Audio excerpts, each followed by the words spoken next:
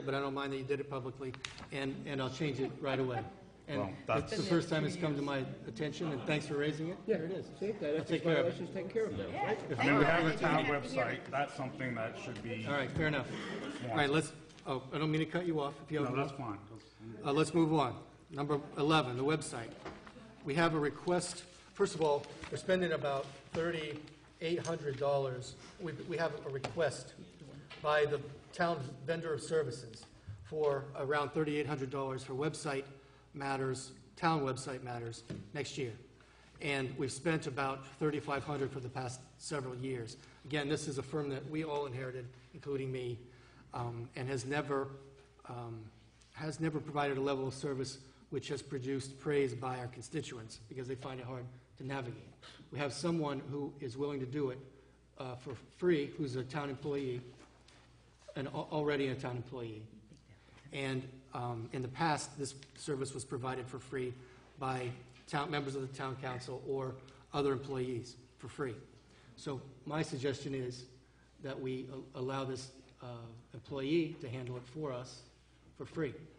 Right. I mean, That's why I put it on the agenda. the website we have, or the hosting company, I guess, is a company out of Massachusetts called Virtual Town Hall. They specialize in kind of municipal websites. However, I have heard from town employees and myself, I do find it is a little confusing to navigate. So I wouldn't have a problem if we could,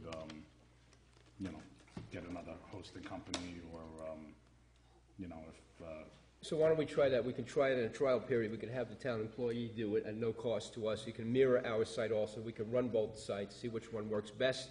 And if the one that's costing us, $3,800 or whatever is better than the one that's for free, then we'll keep the one. or, we could Right, go but- out to, Right. an RFP, see what else, I mean, Yeah, I don't know what well, other municipalities use, Yeah, I mean, I'd like to identify the employee just so that everyone knows. It's just like the Wall Street lawyer that we've never heard of before that gives us advice on legal matters. Can we have the identity Of who? Of what? of the employee? Victoria. It's a new employee. Okay, so what we're being what else does she do and what does she get paid for? She Well, is the... Councilwoman, I'm sure you know. Oh, I do. She's the planning board and zoning board secretary that was hired to combine the different, I'm just trying to say, so she would do this just after hours, or does she do any other web pages, do we know? Levon, can you speak to that? I don't think it was that she was going to design or run a web page. She and I have been talking about the web page, town website, that it's hard to navigate for residents. And she and I were talking about trying to clean it up so it was easier to navigate, and also to combine different things on the web page. If you go to the first page of our website, we have like the town budget up on the right side, and we also have it at the bottom. We wanted to put all the town budget information together. We want to kind of link things so that if you click on agendas, that you get all the agendas for all the boards, not just one for the town board. You'd get them for the planning board and ARB. That was what she was talking about doing, is trying to improve the site that we have. I don't think she's going to be able to design and develop a site, Right. a website for free. I mean, I know she has the capability of doing it, but I don't know if she's going to do that. That would be a lot of hours. There's a lot of streamlining that could be done.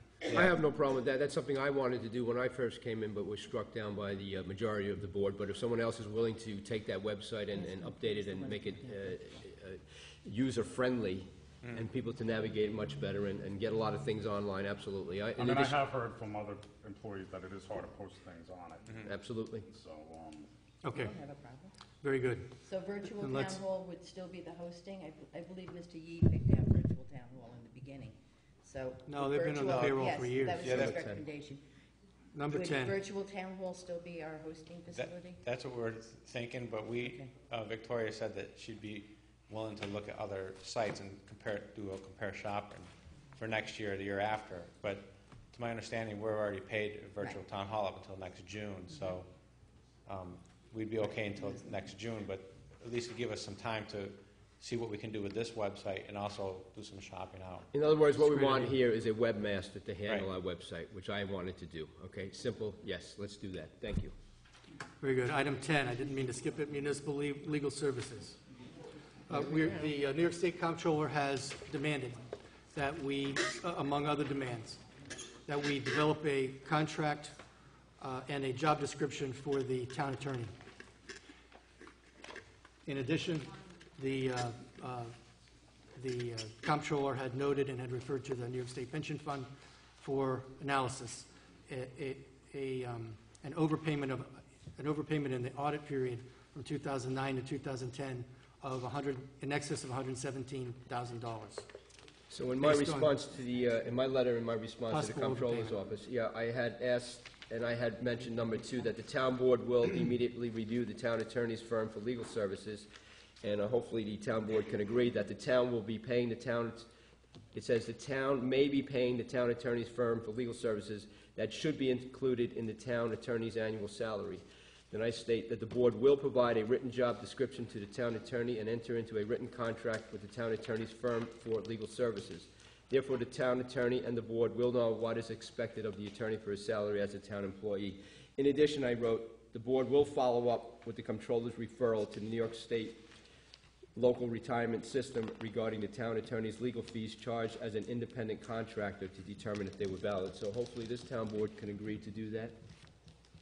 Thank you. Once again, the audit itself is a draft audit report, and we have a 90-day period of time in which we respond to the final report. That's what the letter said to us, and that's what is standard and typical. So what is happening now is the Comptroller's office will now issue its final report. We will then take the final report, and what they say in that final report will be addressed. We will address it in a formal document, which we have 90 days to prepare and to forward our response. That is how you do it. So what Councilmember Yee is speaking about is something that right now is not final. So whatever it was that was said in the draft confidential report has to be addressed once it's made into a final report. In the final report, when it says, and if it says, that the issues involving the town attorney have to be addressed in a certain way, I can assure you that it will be addressed. It will be addressed because that is why I'm sitting on this town board. But I am not going to respond to a draft report, which is not final, which the State Comptroller has said I shouldn't have to respond to. It's the final report that we respond to. Well, Liz, And if the final report says something, Please make then your point. that's what we're going to address. Okay. I am making the point, Okay. and the point is that I am going to address a document the way the State Comptroller's office has directed us to. And that's what's going to happen. So all of this speculation, again, is only because that's the best way to, foist our attacks, our political attacks. So once the final document comes to us, which I think is promised probably within 30 or 45 days, I spoke to the State Comptroller's office. By the way, our town is quite the item up in the State Comptroller's office, just so that you're all aware. That's good. I have That's spoken good. to, and it isn't a good thing, That's in a a good thing. bad way, because they can't believe the responses that they've gotten, including the response from the supervisor, which I have here, which basically just says everything that you've ever heard and doesn't address any of the major issues. It sounds like a campaign piece. So, Liz, we're talking about spending millions of dollars, and our budget is due, our municipal budget is due. And let me Liz, tell you, is our municipal budget due all right? due- I that's don't know, right, why by the can't end of the year. I'm getting back to this, I can't really, let's just. Okay, it's late, let's the just hour's see, late, and I ask you to the wrap it hours- up and make your point, I don't please. know, we talked a whole lot about other stuff, Where's I the don't next know. football game? Gravy train. You didn't But mention right the now, gravy train. we have the big, long gravy train. But, suffice it to say Yes, that at we- this yes, point. we do. Once it comes out, then, you can be assured that it will be responded to. And, Right now, we're budgeting for 2011. We have a significant fiscal challenge as a community. how many times have you heard that this evening? What we have to do, Liz, pardon me, please, what we have to do with respect to these municipal expenditures is get a handle on the spending. And part of the problem is arising due to the overages, which we talked about earlier, around 20% in the engineering line, around 20% on the legal line. And in addition, what we have to get a handle on is the lack of economic competition in the past that has resulted in possible overpayments noted by the comptroller. So we can't wait 90 days. If we wait 90 days to act on what's common sense, then that is to the disadvantage of the community. We need to act. We need to act now. Item 12, 2011 budget linked with the Federal Consumer Price Index. The Consumer Price Index comes out, a new one comes out on November 17. It's around 2%. And my request is that we limit any property tax increase in Southeast to no greater than the Consumer Price Index for next year. So that would be about 2%, more or less, raised in additional property taxes. Now, that will impose fiscal discipline on this body, which has been absent in the past, Yeah, 2 and years. it will compel this body to get a handle on expenditures without public competition. That practice has to end. Well, the problem with that proposal, Michael, is with your budget, you took out all the funding for the library, you took out all the funding for the Southeast Museum. After you presented your budget on September 30th, you then went to Putnam County to see if they would take over our assessment services, which was too late because they already did their budget. We've talked about that for a couple of years, but please proceed. Right, but the problem is the county said they can't do it. So we are now left, the majority of the board, with trying to correct this budget because it's completely irresponsible. So obviously, we all have a vested interest in keeping the budget as low as possible. We're all property taxpayers. But me personally, I mean, we need a library in this town. We need to have the Southeast Museum. We, by law, need to have an assessor and a tax collector, a tax receiver. And, so we're going to have to do what we're going to do to keep everything funded. There are going to be some cuts, no question about it. I'm not sure what the percentages are going to be yet, but we're going to keep it as low as possible. But I don't know if it's realistic to say that it could be at 2%. Well, it is realistic, Bob. Especially when we have the pension contributions and unfunded mandates that we have no control over. It is realistic in the sense that it is realistic that we could have a property tax freeze in Southeast for next year. The question is, does this body, the majority, have fiscal discipline to get the community there, the property tax freeze? My recommendation is yes. And as you and I know, because we met with the library board, and thanks for coming by and participating in that meeting last night as I did.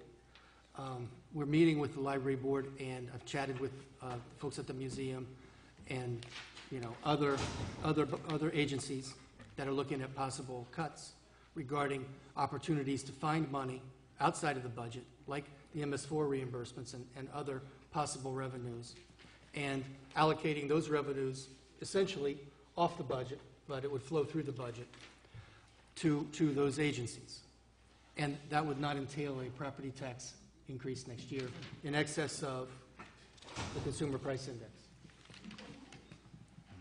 On top of it, we've also, in the proposed supervisor's budget, have cut the tax collection department down to $25,000. However, the budget officer's salary is the same. Budget officers, $18,980. That wasn't cut, but the It was frozen. tax collector, it was frozen. But look at this: the tax collection services in 2010 were $91,896, and it's down to $25,000.